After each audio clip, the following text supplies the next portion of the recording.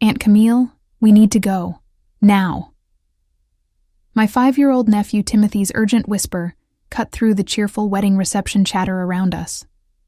His small hand gripped mine with surprising strength as he stared at the floor beneath our table. "My name is Camille Watson, and I'm 35 years old, working as a pediatric nurse in Portland, Oregon. I was sitting at my sister Brittany's wedding reception, watching her dance with her new husband Jake, when Timothy's words sent a chill down my spine. The elegant venue was filled with laughter and celebration, but something in my nephew's voice made my heart race. "What's wrong, sweetheart?" I asked quietly, leaning down to his level. Timothy was Brittany's son from her previous relationship, a bright kid who rarely showed fear, but now his brown eyes were wide with something that looked like recognition mixed with terror. "Look under the table," he whispered, his voice barely audible over the music. "Please, Aunt Camille, we need to leave." I glanced around the reception hall, taking in the beautiful decorations and smiling guests. Brittany had spared no expense for this wedding. The crystal chandeliers cast warm light over tables draped in ivory linens, and the scent of white roses filled the air. Everything looked perfect, just as Brittany had always demanded perfection in everything she did. Growing up, Brittany had been the golden child in our family. 3 years younger than me, she was the one who got straight A's, won beauty pageants, and could do no wrong in our parents' eyes. While I worked double shifts to pay for nursing school, Brittany floated through life expecting everything to be handed to her. Even now, at 28, she seemed to believe the world owed her happiness. But lately, something had been different about my sister. Over the past few months, I'd noticed changes in her behavior that worried me. She'd become erratic, sometimes manic with energy, other times crashing into deep moods that kept her in bed for days. When I asked about it, she brushed off my concerns with that dismissive laugh she'd perfected as a teenager. "Camille, you worry too much," she'd say. "I'm just stressed about the wedding." Timothy tugged at my hand again, more insistently this time. "Please, Aunt Camille. I learned about this stuff at school. The police officers told us what to do if we see it." My stomach dropped. Slowly, trying not to draw attention from the other guests at our table, I bent down and lifted the edge of the white tablecloth. What I saw made my blood run cold and confirmed my worst fears about what had been happening to my sister. Under the table, partially hidden behind Timothy's small legs, was a collection of items that had no business being at a wedding reception. Small plastic bags with white residue, a rolled-up $20 bill, and what looked like a tiny mirror with powder traces on its surface. My hands shook as I quickly dropped the tablecloth back into place. Timothy's innocent face looked up at me with the kind of wisdom no 5-year-old should possess. "Officer Johnson showed us pictures of that stuff at school. He said if we ever see it, we should tell a grown-up we trust right away." My heart broke for this little boy who had somehow been exposed to this dangerous world.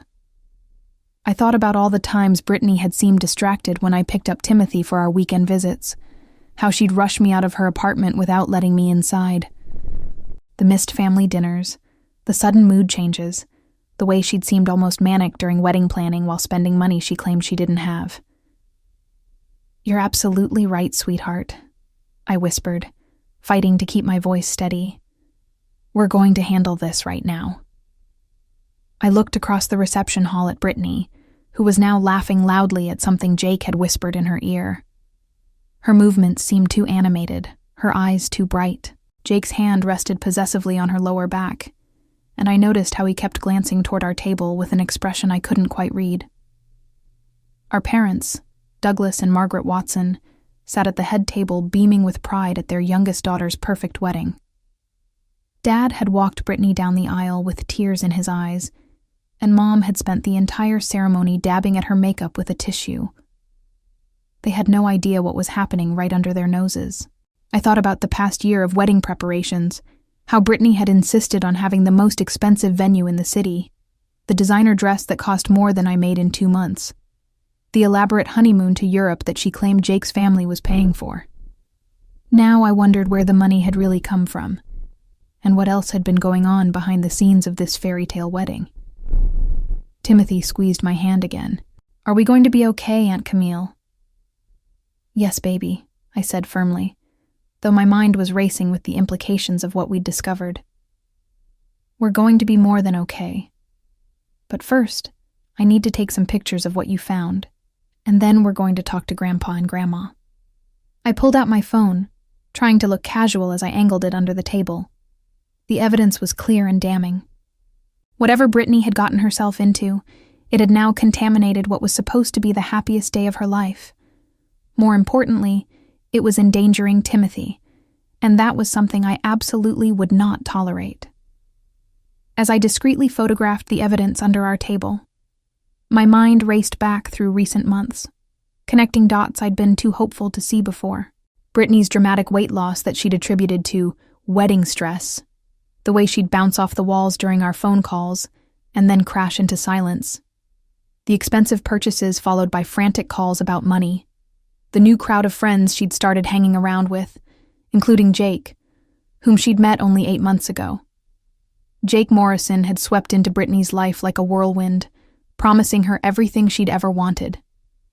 He was charming, well-dressed, and seemed to have plenty of money despite having no clear job. When I'd asked Brittany what he did for work, she'd been vague, mentioning something about investments and business opportunities. Red flags had been waving, but Brittany was so happy, so convinced she'd found her prince charming, that I'd kept my concerns to myself. Now, staring at the drug paraphernalia scattered under the table where my 5-year-old nephew had been sitting, I realized my silence had been a mistake. This wasn't just about Brittany's choices anymore. This was about a child's safety, about a family celebration being turned into something dangerous and illegal. "Aunt Camille," Timothy whispered, "there's more over there too." He pointed toward a small clutch purse that had been carelessly dropped near the base of a nearby chair. Through its partially open zipper, I could see more small plastic bags. My stomach turned as I realized the scope of what was happening. This wasn't just someone who'd brought drugs to a wedding. This looked like active dealing or distribution happening right in the middle of the reception. I glanced around the room with new eyes, noticing things I'd missed before. Several of Jake's friends had been making frequent trips to the bathroom, staying for unusually long periods. There had been a lot of whispering and discreet handshaking that I'd initially attributed to people exchanging congratulations and contact information. Now I saw it differently. The beautiful wedding reception, with its elegant decorations and joyful atmosphere, was serving as a cover for illegal drug activity. My sister, the golden child who could do no wrong, had not only developed a drug problem, but was apparently allowing her wedding to be used as some kind of distribution point. I thought about our childhood, how Brittany had always been the one who got away with everything while I was held to impossible standards. The irony wasn't lost on me that now, when she needed accountability the most, she was still managing to hide her destructive behavior behind a facade of perfection. But this time was different. This time, there was a child involved, and that changed everything. I stood up slowly, keeping Timothy close to my side, and made my decision. The golden child's reign of consequence-free living was about to come to an end. "Timothy, I need you to come with me to find Grandpa and Grandma," I said quietly, helping him down from his chair. "And I want you to stay right next to me the whole time, okay?" He nodded solemnly, his small hand gripping mine tightly as we made our way across the reception hall. I tried to walk naturally, smiling and nodding at relatives and family friends, but my heart was pounding so hard I was sure everyone could hear it. As we approached the head table, I caught Dad's eye and gestured for him to step aside. Douglas Watson had been a high school principal for 30 years, and he still had the authoritative presence that could command a room full of teenagers. If anyone could handle this situation with the gravity it deserved, it was him. "Dad, I need to speak with you and Mom privately," I said, keeping my voice low but urgent. "It's about Timothy's safety." The word safety was like a magic key. Dad immediately stood up, his expression shifting from celebration to concern. Mom followed, smoothing down her lavender mother of the bride dress and looking worried. "What's going on, honey?" Mom asked as we moved to a quieter corner of the venue, near the coat check area. I looked down at Timothy, who was pressed against my side. "Timothy, can you tell Grandpa and Grandma what you told me about what you found under our table?" Timothy looked up at his grandparents with serious eyes. "There are drugs under the table where we were sitting. Officer Johnson at school showed us pictures so we'd know what to look for. He said drugs are dangerous, and we should always tell a grown-up we trust if we see them." Dad's face went pale. Mom's hand flew to her mouth. "Camille, surely you don't think—" "I took pictures," I interrupted, pulling out my phone. "Dad, look at this." I showed them the photos I'd taken of the drug paraphernalia under the table. Dad's jaw tightened as he scrolled through the images, his principal instincts kicking in. Mom looked like she might be sick. "There's more," I continued, showing them the pictures of the purse with additional bags. "Dad, I think there's active drug dealing happening at this reception. Timothy could have been exposed to dangerous substances, and there's no telling how many other people are involved." "Oh my God," Mom whispered, looking across the room at Brittany, who was now posing for photos with Jake and his groomsmen. "Our baby girl. How did this happen?" Dad was already in crisis management mode. "We need to get Timothy out of here immediately," he said. "Margaret, take him to the car. Camille, I need you to stay with me. We're going to confront Brittany right now before this gets any worse." "Wait," I said, grabbing his arm. "Dad, if we confront her in front of everyone, we could be putting ourselves and the other guests in danger. We don't know how Jake's friends will react if they think they're about to be exposed." Dad nodded grimly. "You're right. But we can't just let this continue. There are children here, elderly relatives. If someone gets hurt because we didn't act..." I watched as Jake leaned over to whisper something in Brittany's ear, his hand resting on her lower back in what I now realized was a controlling gesture rather than an affectionate one. She laughed too loudly at whatever he'd said, her movements still too animated, her pupils dilated even in the bright reception lighting. "I have an idea," I said slowly. "What if we approach Brittany privately, tell her we know what's going on, and give her a chance to end this quietly? If she refuses, then we take more drastic action." Dad considered this, his eyes never leaving his youngest daughter across the room. "And if she's too far gone to listen to reason?" "Then we call the police," I said firmly. "Dad, I won't let Timothy or anyone else get hurt because we were too afraid to do the right thing. We decided that I would approach Brittany alone first, under the pretense of wanting to chat with the bride. Dad would position himself near the exit with Mom and Timothy, ready to call for help if needed.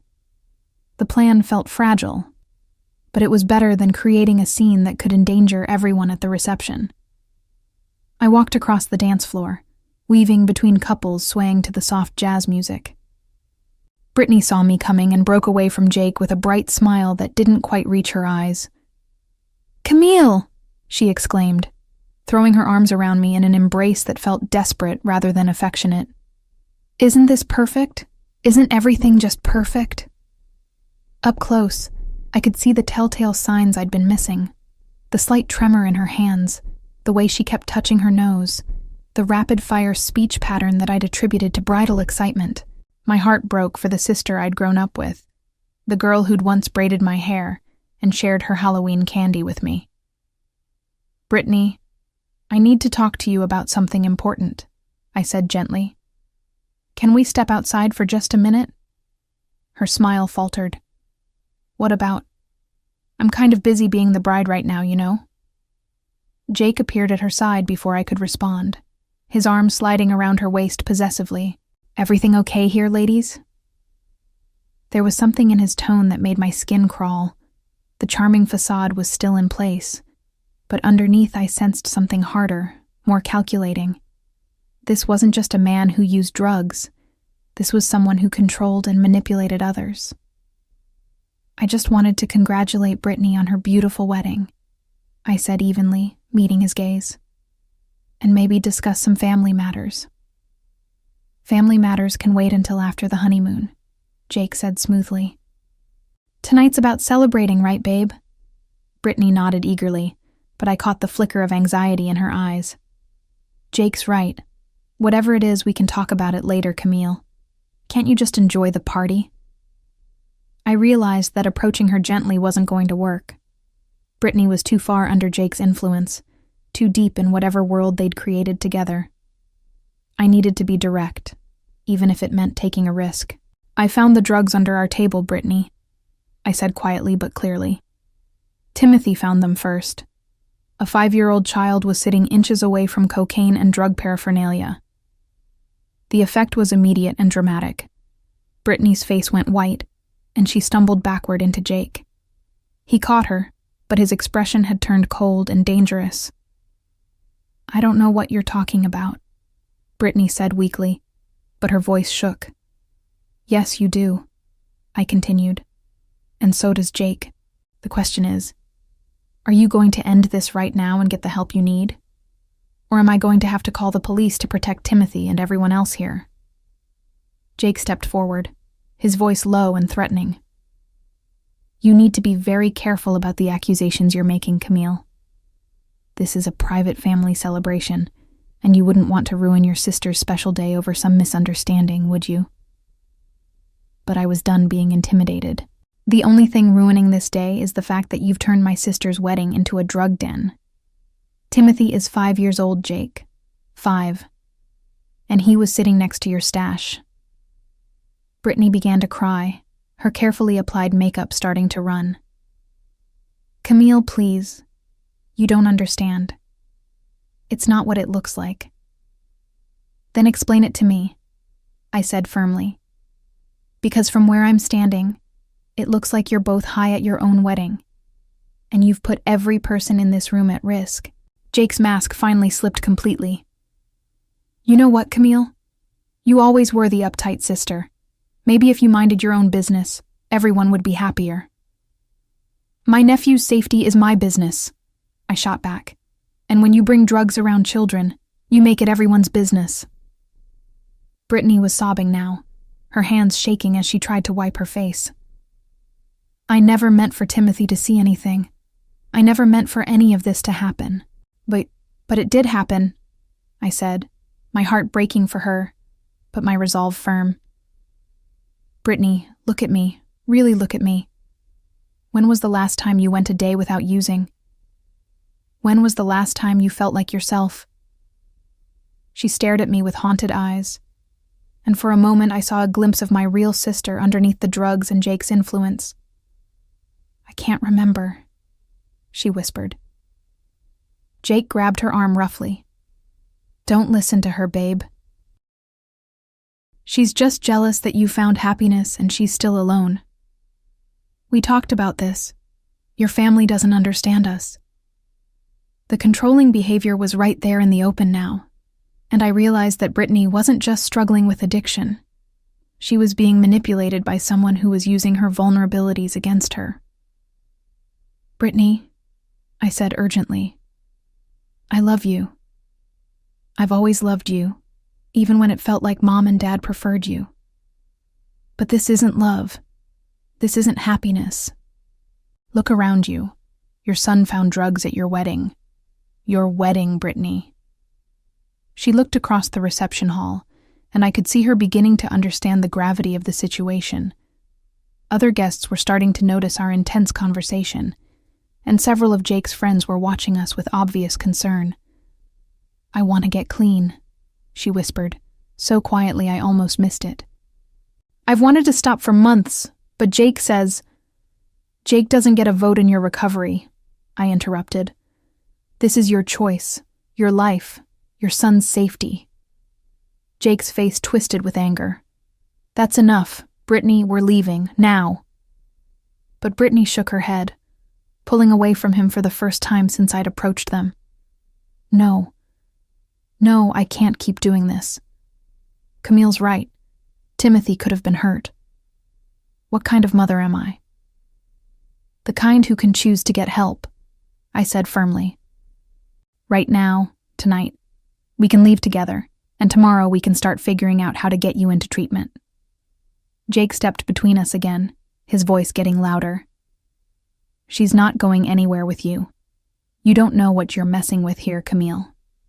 That sounded like a threat, and suddenly I was aware that several of Jake's friends were moving closer to us. The reception was still going on around us, but we were in our own bubble of tension and danger. I looked toward the exit and saw Dad watching us intently, his phone already in his hand. Mom was standing beside him with Timothy, who was safely away from whatever was about to happen. Dad caught my eye and held up his phone, making it clear he was ready to call for help at my signal. I turned back to Jake with newfound confidence. "Actually, Jake, I think you're the one who doesn't know what he's messing with. You see, I'm a nurse, which means I'm a mandated reporter. And Timothy's disclosure of drug exposure means I'm legally required to report this to Child Protective Services." The color drained from both their faces as the implications sank in. Jake's face went from threatening to panicked in an instant. "You can't do that. You'll ruin everything." "Everything's already ruined," I said calmly, pulling out my phone. "The question is whether we handle this as a family or whether I make that call to CPS right now." Brittany looked between Jake and me, her wedding dress wrinkled and her makeup streaked with tears. "Camille, please, if you call them, they might take Timothy away from me." "Then you need to make some very quick decisions," I replied. "Are you willing to go into treatment? Are you willing to cut ties with the people who are feeding your addiction? Are you willing to put your son's safety first?" Jake grabbed Brittany's arm again. "Don't listen to her. She's bluffing. Your family has always been jealous of what we have." But I was done with his manipulation. I gestured to Dad, who immediately started walking toward us with determined strides. Behind him, I could see Mom leading Timothy toward the exit. "Jake, let me introduce you to my father, Douglas Watson. He's been a high school principal for 30 years, which means he's dealt with more drug dealers and manipulative boyfriends than you can imagine. Dad, would you like to explain to Jake what happens when adults provide drugs at events where children are present?" Dad's principal voice carried clearly across the reception area. In the state of Oregon, endangering the welfare of a child in the presence of controlled substances is a felony. Contributing to the delinquency of a minor carries additional penalties, and if any of these substances were distributed at this event, we're looking at trafficking charges. Jake's friends, who had been edging closer, suddenly found other places to be. Several of them were heading for the exits, clearly not wanting to be around when things got serious. Brittany looked at the empty space where Jake's support system had been just moments before. "They're all leaving," she said in wonder. "They're just leaving. Because they never cared about you," I said gently. "They cared about what you could provide for them, but your family is still here. Timothy needs you to choose him." Brittany looked around the reception hall. At the beautiful decorations, the abandoned dance floor, the guests who were beginning to whisper and point. Her fairy tale wedding had become a nightmare, and reality was finally breaking through the haze of drugs and manipulation. "I choose Timothy," she whispered, then louder. "I choose my son." Jake's face contorted with rage. "You're making the biggest mistake of your life. You think your family's going to support you through rehab? You think they're going to forgive you for this embarrassment? I'm the only one who really knows you, Brittany. I'm the only one who accepts you as you are." "The way I am is sick," Brittany said, her voice growing stronger. "And you made me sicker. You convinced me that using drugs was normal, that I needed them to be happy. But look where it got me. My 5-year-old son found cocaine at my wedding." Dad stepped forward, his presence commanding. "Jake, I think it's time for you and your friends to leave. The reception is over." "You can't kick me out of my own wedding," Jake snarled, but his bravado was cracking. "Watch me," Dad replied. "Security." The venue's security team, who had been discreetly alerted during our conversation, approached from multiple directions. Jake looked around wildly, realizing that his control over the situation had completely evaporated. "This isn't over," he said to Brittany. "You'll come crawling back to me within a week. You always do." But Brittany stood straighter, supported by Dad's steady presence and my unwavering gaze. "No, Jake. This is over. All of it." As security escorted Jake and his remaining friends from the venue, Brittany collapsed into Dad's arms, sobbing with a mixture of relief and devastation. The golden child had finally fallen, but she was ready to get back up with help. Jake Morrison and his associates faced immediate consequences when hotel security confiscated the remaining drugs and called Portland police. Jake was arrested on multiple charges including possession, distribution, and child endangerment, while his wedding to Brittany was legally nullified due to his criminal activity during the ceremony. His drug-dealing network collapsed when several associates were also arrested, and he faced a prison sentence that would keep him away from my sister for years. Brittany entered a court-mandated rehabilitation program within days of her wedding disaster, losing custody of Timothy temporarily, but gaining the chance to rebuild her life with proper support and counseling. As I drove home that night with Timothy safely buckled in the back seat, I reflected on how protecting a child had required me to destroy my sister's illusions about her perfect life.